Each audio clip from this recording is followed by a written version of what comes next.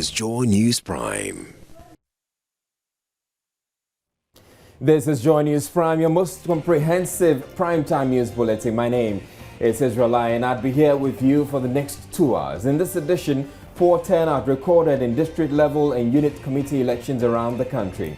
But apart from the apathy, the elections have also been dogged by assaults and demonstrations in some parts of the country. We'll tell you all about it. National Health Insurance Authority to station officers at the various health centers as part of measures to minimize fraudulent claims.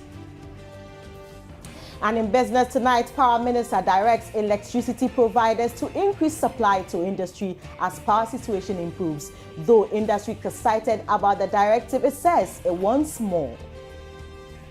Etonam say we'll be here with the details by the hour. But staying with electricity, the Africa Center for Energy Policy is warning the much anticipated car power ship, which should help address the energy crisis, may not arrive by the September date already advertised. We'll tell you why and all. For all these and more, including sports, entertainment, Joy News Interactive and international news, stay tuned for the next 2 hours.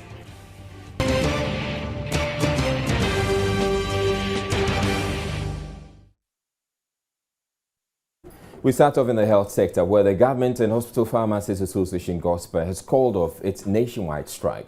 The decision to suspend the strike was taken at an emergency national delegates meeting in Accra.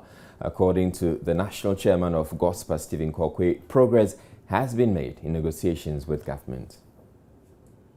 The Government and Hospital Pharmacists Association of Ghana, if you recall, a couple of months back, are among a number of public health officials who have been agitating for better conditions of service.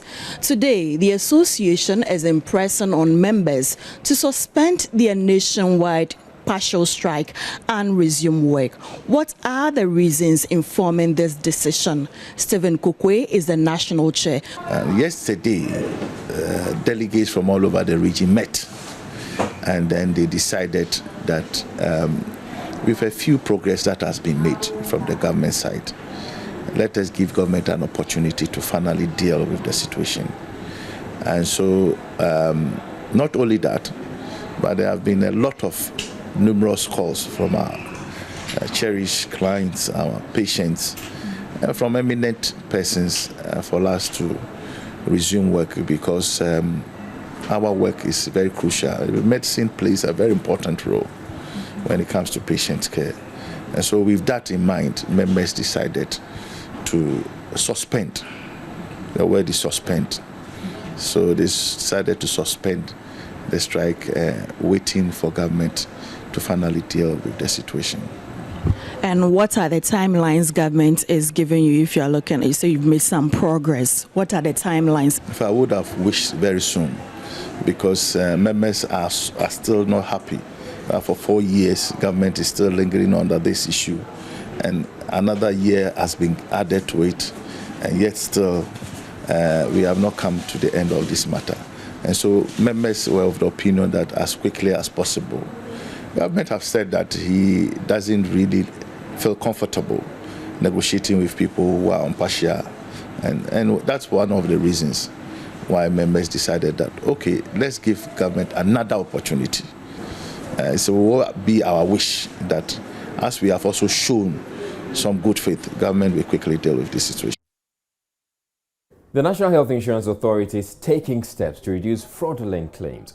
For instance, the authority plans to station officers in health centers across the country to monitor the operations of the health insurance scheme. Acting Chief Executive of the NHIS, Nathaniel Otu, has been interacting with the media in Accra. We are a human institution. We could have some areas of inefficiencies, but what it is that we realize them and we work on them. I just pointed you to our intention to reduce the usage of paper. It's one of those continuous improvements that we have. If you look at any company in the world, they don't start as an excellent company. If you look at any institution, they don't start as excellent. They start and they build up. We started and we are building up, and we're trying to get better every day.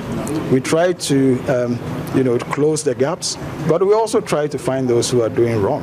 And once in a while you hear in the media some actions that we've taken.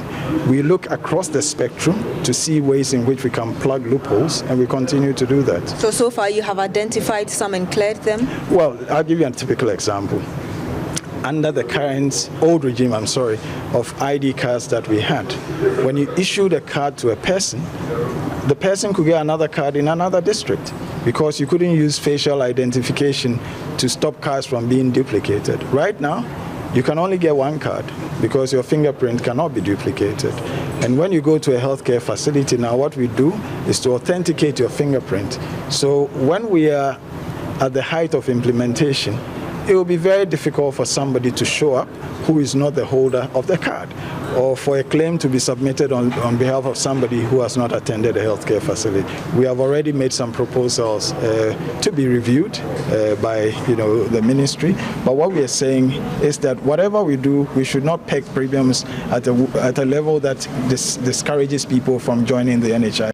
Right, so we'll be touching base with our correspondents from across the regions on how things actually ended, but voter turnout in the just ended district level elections appear to have been very low. It was nowhere near the turnouts recorded in presidential and parliamentary elections. Some analysts attribute this to poor publicity on the elections, and so the question is, did you vote and why? We sampled some views in Accra.